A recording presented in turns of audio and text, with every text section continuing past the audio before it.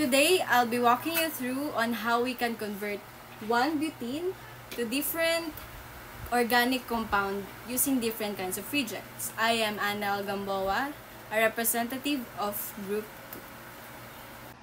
2. To begin with, we start with 1-butene, which has a carbon-carbon double bond. And now to convert it to butane, a saturated hydrocarbon, we simply need to add hydrogen.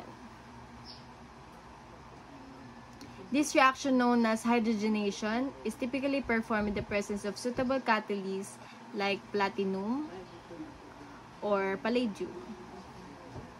Moving on to the second conversion, to convert 1-butene to 2-butanol, which is an alcohol.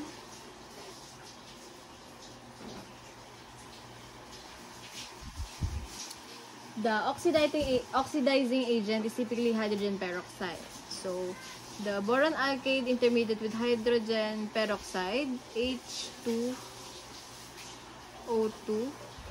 or an alkane solution will replace the boron with a hydroxyl group of OH. This reaction results in the formation of 2-butanol. Now, let's switch gears to prepare a halogenated compound, which specifically 2-bromobutane.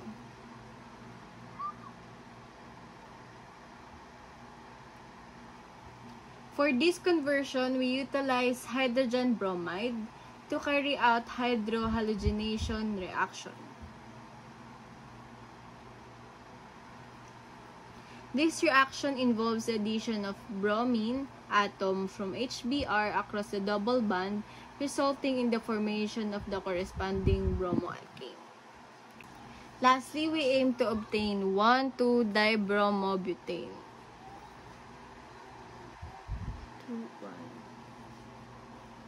It is a dihalogenated compound, and to achieve this, we use bromine to perform a halogenated reaction. In this reaction, the double bond